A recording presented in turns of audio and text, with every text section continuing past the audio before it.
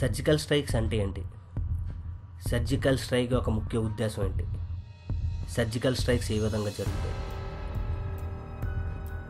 Surgical strike అంటే ఏంటంటే, ఒక దేశం మరొక దేశం యొక్క భూభాగాన్ని ఆక్రమించుకోవాలని చూసినప్పుడు, అలాగే అవతల దేశాన్ని నాశనం చేయడానికి తన దేశంలో యుద్ధానికి సంబంధించి ట్యాంకర్లు, మనుషుల్ని తయారు చేయడానికి సిద్ధంగా ఉన్న క్యాంపులను ఏర్పాటు చేయడం, అది గుర్తించిన అవతల దేశం ఈ దేశాన్ని నాశనం చేయడానికి చేసే యుద్ధాన్నే సర్జికల్ స్ట్రైక్. సర్జికల్ స్ట్రైక్ ఒక ముఖ్య ఉద్దేశం ఏంటంటే, ఏదైతే తన దేశాన్ని నాశనం చేయడానికి ఆ దేశ ట్యాంకర్లను, మనుషులను సిద్ధం చేసిందో, ముఖ్యంగా వాటిని నాశనం చేయడానికి చేసే చిన్న యుద్ధాన్నే సర్జికల్ స్ట్రైక్ అంటారు. ఈ సర్జికల్ స్ట్రైక్ ఏ విధంగా జరుగుతుందంటే, ముఖ్యంగా ఎయిర్ క్రాఫ్ట్ కెరియర్స్ ద్వారా జరుగుతుంది. ఇది చాలా చాలా ప్రమాదకరమైన చర్య.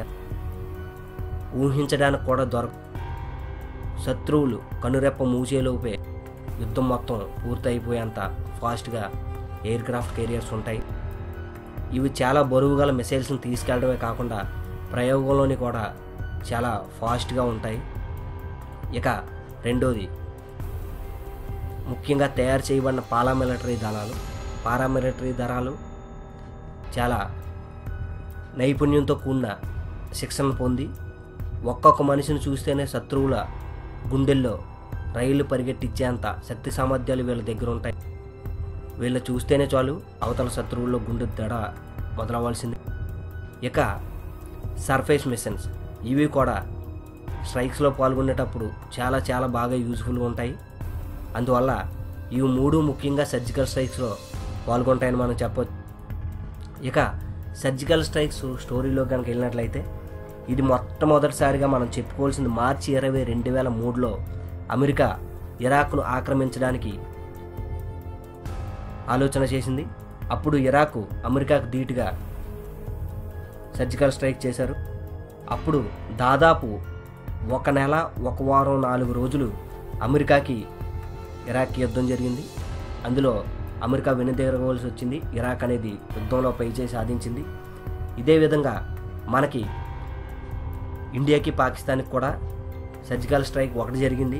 ఒకటి జరిగిన పాకిస్తాన్కి ఓడిపోయినా సరే ఎటువంటి బుద్ధి లేదు.